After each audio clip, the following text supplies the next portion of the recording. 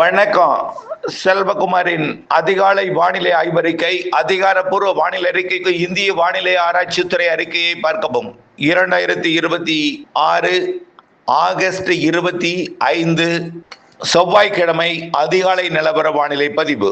தென்மேற்கு பருவமழை கேரளாவில் தீவிரமடைந்திருக்கிற நிலையில தமிழ்நாட்டின் மேற்கு தொடர்ச்சி மலைப்பகுதிகளில் நல்ல மழை. நேற்றைக்கு தெற்கு கேரளாவிலையும் இன்றைக்கு மத்திய கேரளாவில் குறிப்பாக வால்பாறை, மூணாறு, அதாவது தேனி, நீலகிரி இடைப்பட்ட பகுதியில் கொஞ்சம் தீவிரமா இருக்கு. இதன் காரணமாக வால்பாறையிலையும் நீலகிரி மாவட்ட மேற்கு செருவிலையும் கனமழை 8 சென்டிமீட்டர் பெய்திருக்கிறது. கூடலூர், அந்த பந்தலூர் பகுதி, மேற்கு பகுதி. அதே போல வால்பாறையிலையும் ஒரு 10 சென்டிமீட்டர் வரைக்கும் மழை பொழிந்திருக்கும். பாலக்காட்டு கணவாயோட தெற்கு பகுதி, அதாவது உடுமலைப்பேட்டை மற்றும் பொள்ளாச்சி தெற்கு பகுதியில சாரல் 1 சென்டிமீட்டர் வரைக்கும் முக்கோணம் எட்டி இருக்கிறது. கோட்டூர் 2.5 சென்டிமீட்டர் வரைக்கும் கூட பெய்திருக்கு. அதாவது பொள்ளாச்சி தெற்கு பகுதி, தென் மேற்கு பகுதி, இதெல்லாம் அப்பாச்சி கோட்டை பகுதியில் சாரல் தூறல் தான், ஆனால் தெற்கு பகுதியில் மழையாக அமைந்திருக்கிறது. அதே போல தமிழ்நாட்டின் வெப்பச்சலன இடிமழை பொழிவும் மாலை இரவுல தினசரி வடகடலோரம் வடவுள் பகுதியில மழை தான். சென்னைக்கு மழை இல்லாத நாளே இல்லை, எல்லா நாளும் மழை தான். கடந்த ஞாயிற்றுக்கிழமை 16ஆம் தேதி ஒரு நாள் மட்டும்தான் மழை இல்லை, பாக்கி எல்லா நாளும் மழை தான். ஆகவே மழைப்பொழிவு இன்னும் இப்படியே தான் இருக்கும், தொடர்ந்து கொண்டே இருக்கும். வடகடலோர வடவுள் பகுதியில் மழை இருந்துட்டே இருக்கும். மேற்கு தொடர்ச்சி மலையில இன்னொரு 3 நாட்களுக்கு இருக்கும். 27ஆம் தேதி வரை இருக்கும், 26, 27 வரைக்கும். பிறகு கொஞ்சம் தீவிரம் குறைந்து மீண்டும் 2ஆம் தேதியிலிருந்து தீவிரம் மழை இருக்குது. 3ஆம் தேதியிலிருந்து உறுதியாக செப்டம்பர் 3லிருந்து தீவிரம். அதே போல தமிழ்நாட்டின் வெப்பச்சலன மழையும் காற்று சுழற்சி அமைய போகிறது, அதனால தீவிரமடையும். வரக்கூடிய செப்டம்பர் 3லிருந்து தென் மாவட்டங்கள் உள்பகுதி, விருதுநகர், மதுரை, சிவகங்கை, ராமநாதபுரம், இங்கெல்லாம் தீவிரமடையும். இப்ப அடிக்கடி வடகடலோரம் மட்டும் கொடுத்துட்டு இருக்கு. வடகடலோரமும் டெல்டாவும் தென்கடலோரமும் தென் உள் பகுதிகளிலையும் வாய்ப்பு இருக்கு. தென்கடலோரம் சொல்றதை விட புதுக்கோட்டை, சிவகங்கை, மதுரை, விருதுநகர் இந்த பகுதிக்கும், தேனிக்கும், மதுரைக்கும், திண்டுக்கலுக்கு கூட காற்று பகுதிக்கும் கொடுக்க போகுது. வரக்கூடிய செப்டம்பர் மழை எப்போதுமே செப்டம்பர் மழை தான். காற்று பகுதிக்கும் கொடுக்கக்கூடிய மழை செப்டம்பர் மழை தான். எப்பொழுதும் செப்டம்பர்ல தான் காற்று பகுதிக்கும் மழை இருக்கும்.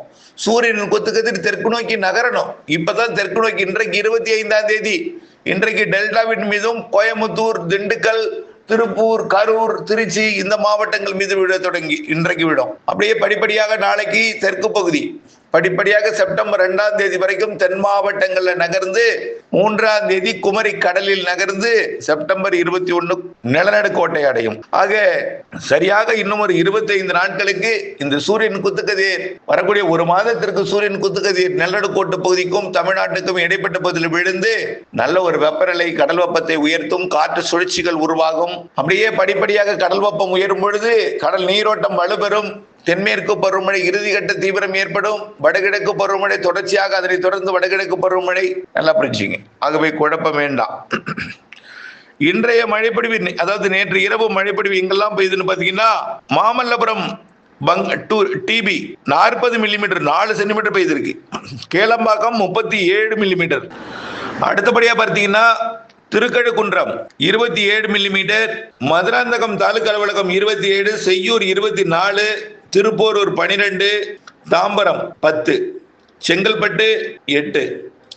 சென்னையை பொறுத்த வரைக்கும் வடபழனி 49 மில்லிமீட்டர், 50 மில்லிமீட்டர் தான், 50 மில்லிமீட்டர், 5 சென்டிமீட்டர் பெய்திருக்கு வடபழனி. சைதாப்பேட்டையும் 45 millimetre, Nungambakkam 42 millimetre, Manali New Town 35 millimetre, Valasaravakkam 33 millimetre, மேலும் அடையாறு 32 மில்லிமீட்டர், ஐஸ்கோஸ் 31 millimetre, Pallikaranai 30 millimetre, Thiruvottiyur 30 millimetre, மேலும் மௌலிவாக்கம் 29 மில்லிமீட்டர், மடிப்பாக்கம் 29 மில்லிமீட்டர், இப்படி Saligramam 26 millimetre, Narayanapuram Lake 26 millimetre, Nerkundram 25 millimetre, Madipakkam 24 millimetre, Okkiyam Thoraipakkam 23 millimetre, Sholinganallur 23 millimetre, Ennore 22 millimetre, Aminjikarai 21 millimetre, Korattur 21 millimetre, Pallikaranai 20 millimetre, Anna Nagar மேற்கு 20 millimetre, Korattur 19 millimetre, Perungudi 19 millimetre, Kannagi Nagar 19 millimetre, Kolathur 17 millimetre, Basin Bridge 17 millimetre, Ambattur 17 millimetre என்று மழைப்பொழிவு நிறைய பெரும் பட்டியல் இருக்கு. இதனிடையே ஈரோடு மாவட்டம் கோபிச்செட்டிப்பாளையத்திலையும் 20 மில்லிமீட்டர் பெய்திருக்கு.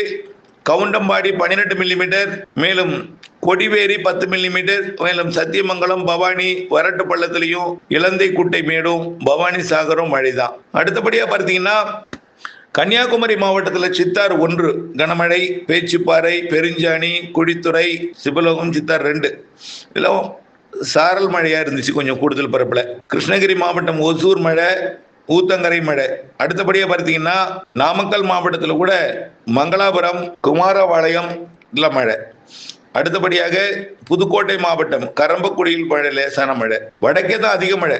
வட உள் பகுதிகள், அதாவது திருப்பத்தூர், வேலூர், ராணிப்பேட்டை, சென்னை, திருவள்ளூர், காஞ்சிபுரம், செங்கல்பட்டு, அப்படியே கள்ளக்குறிச்சி, விழுப்புரம், புதுச்சேரி, கடலூர், இங்கெல்லாம் நல்ல மழை பொழிந்திருக்கிறது. அதே போல ராணிப்பேட்டை மாவட்டத்தில் பார்த்தீங்கன்னா அரக்கோணம் 17 மில்லிமீட்டர், பணப்பாக்கம் 10 மில்லிமீட்டர், மின்னல், சோளிங்கர், ஆற்காடு, இங்கேயும் மழை தான். அடுத்தபடியே சேலம் மாவட்டத்தில் ஆனைமடுவணை 14 மில்லிமீட்டர், ஏற்காடு 10 மில்லிமீட்டர், மேலும் ஏத்தாப்பூர் எல்லாம் மழைப்பொழிவு, நல்ல மழைப்பொழிவு பொழிந்திருக்கு. தென்காசி மாவட்டம் குண்டார் அணைக்கட்டு கனமழை, செங்கோட்டை மற்றும் சிவகிரி, அதாவது தென்காசி மாவட்டம் அடவி நாயனார் கோவில், கடனா நதி செக்ஷன் மழை.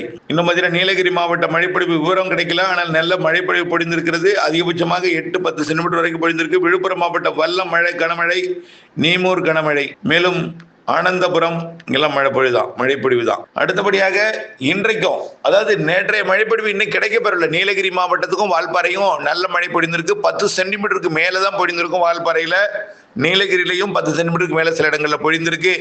அடுத்தபடியா தமிழ்நாட்டில் வடகடலோரம், வடபுல் பகுதிகளில் மழை தொடரும். டெல்டாவிற்கும் இன்றைக்கு மழை வாய்ப்பு தெரிகிறது. இன்றைய மழைப்பொழிவு மேற்கு தொடர்ச்சி மலையில இந்த சாரலாக உடுமலைப்பேட்டை வரை கொடுத்து கொண்டிருக்கூடிய, உடுமலைப்பேட்டை தெற்கு, முக்கோணம் தெற்கு, சமத்தூர் இந்த பகுதியில் கொடுத்து கொண்டிருக்கூடிய மழை ஒரு 10 மணி வரை நீடிக்கும். அதற்கு பிறகு வானம் மேகம் சூழ்ந்தே காணப்படும். அவ்வப்பொழுது சாரல் தூறல் வரும் இடையில, ஆனா தொடர்ச்சியா இருக்காது.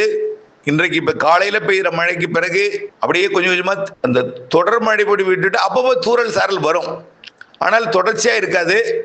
வால்பாறையிலையும் நீலகிரியிலும் நல்ல மழை கொடுக்கும். மூணாறு, கேரளாவோட பகுதிகள் மற்றும் தேனி மாவட்டத்தின் மேற்கு சரிவில் இருக்கக்கூடிய ஏலக்காய் சாகுபடி பகுதி, இடிக்கணைக்கட்டு பகுதியும் நல்ல மழை இருக்கும். தொடர்ந்து இன்னும் 2 நாளைக்கு கனமழை இருக்காங்க. வயநாடு பகுதியிலையும் நல்ல மழை, கனமழை பொழிந்து கொண்டிருக்கிறது. அதனால கபினிக்கு நீர்வரத்தை கொடுத்து கொண்டிருக்கிறது.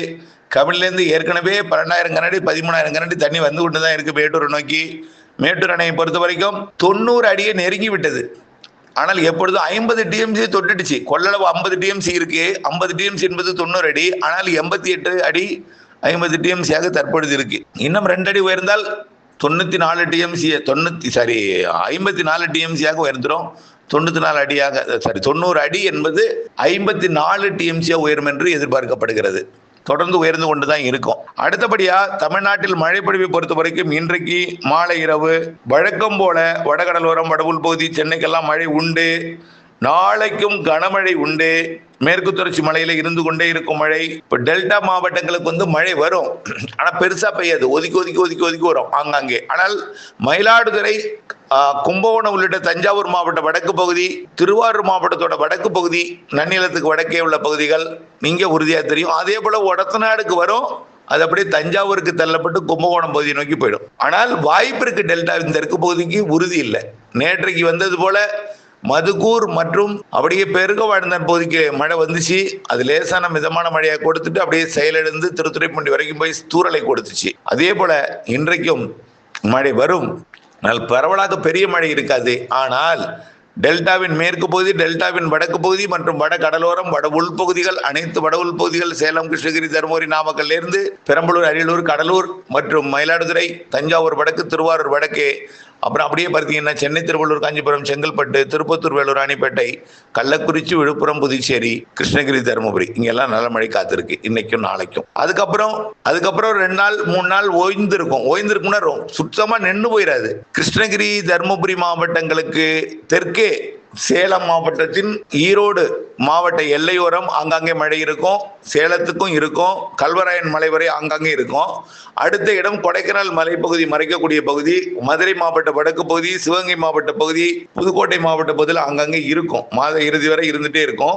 அப்புறம் ஒரு 4 நாள் தான் கொஞ்சம் தீவிரம் குறைந்திருக்கும். கொஞ்சம் வெயில் அதிகரித்தது போல இருக்கும். ஏன்னா அப்பதான் தென் மாவட்டங்கள்ல வெயில் சூரியன் குத்துக்கதிர் விழுந்து கொண்டிருக்கும். 2ஆம் தேதி செப்டம்பர் 2 வரையும் தமிழ்நாட்டில் சூரியன் குத்துக்கதிர் விடும். இதனால வெயில் கொஞ்சம் அதிகமா இருக்கும். தென்மேற்கு பருவமழை இருந்தால் வெயில் தெரியாது, தென்மேற்கு பருவமழை இல்லைன்னா வெயில் தெரியும். அவ்வளவுதான் வித்தியாசம். இது வழக்கமா ஆண்டாண்டு காலமா நடக்கிற ஒண்ணுதான் இந்த நாள்ல.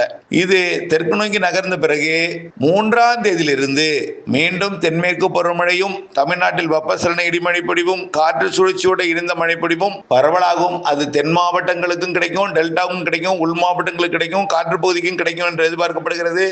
வடகடலோரம் வடவுள் பகுதிகளுக்கும் அடுத்த மழை இந்த வரக்கூடிய 3 நாட்களுக்கு நல்ல ஒரு பரவலான மழை பொழிவு ஒதுக்கி கொடுத்து தென்மேற்கு பருவமழை கொடுத்து பிறகு ஒரு 4 நாள் இடைவெளி கொடுத்த பிறகு 2ஆம் தேதிக்கு பிறகு 3ஆம் தேதி 2ஆம் தேதி 3ஆம் தேதியிலிருந்து பிக்கப் ஆகி செப்டம்பரில் நல்ல மழை கொடுக்கும். நம்ம ஏற்கனவே சொன்னதில் எந்த மாற்றமும் இல்லை. தொடர்ந்து வானிலை ஆய்வறை கூட இணைந்திருங்கள். வானிலை ஆய்வறை அப்டேட்ஸோடு இணைந்திருந்து விவசாயம் செய்ய அன்போடு கேட்டுக்கொள்கிறேன்.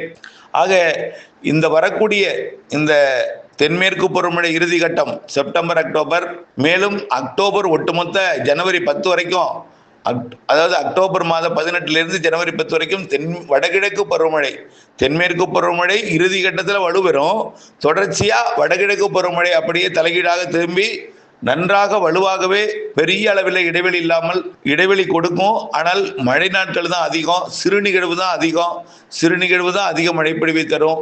ஆகவே தற்பொழுது கடல் வெப்பம் குறைந்திருக்கு, மழை பொய்த்து விடும் வந்துடலாம் மனதில் போட்டு வாட்டி கொள்ளாமல் வடகிழக்கு பருவமழை அதிகம், குறைந்த நேரத்தில் அதிக மழை பொழிவு, சிறுநிகழ்வும் அதிக மழை தரும். ஜனவரி 10 வரை அப்படி இருக்கும். ஜனவரி 10க்கு மேல் வெப்பம் உயரும். அதாவது பிப்ரவரி, மார்ச், ஏப்ரல், மே 15 தேதி வரைக்கும் வலுவான வெயில் இருக்கும். அதற்கு நாம் முன்கூட்டியே மழை நீரை சேகரிக்க வேண்டும் சொல்லிட்டு இருக்கோம். மழை நீரை சேகரித்து வரக்கூடிய கொடையை சமாளிப்பதற்கு சரியாயிடுச்சுன்னா அப்புறம் உங்களுக்கு அடுத்த ஆண்டு 2027 இந்த எல்னினோ வறட்சிங்கிற பேச்சு இல்லை. ஆகவே புரிஞ்சுக்குங்க, வரக்கூடிய ஏப்ரல் மேயோட அந்த எல்னினோ என்பது இடைபெற்று விடும். அதுக்கப்புறம் லானினாவுக்கு திரும்ப தொடங்கினோம்.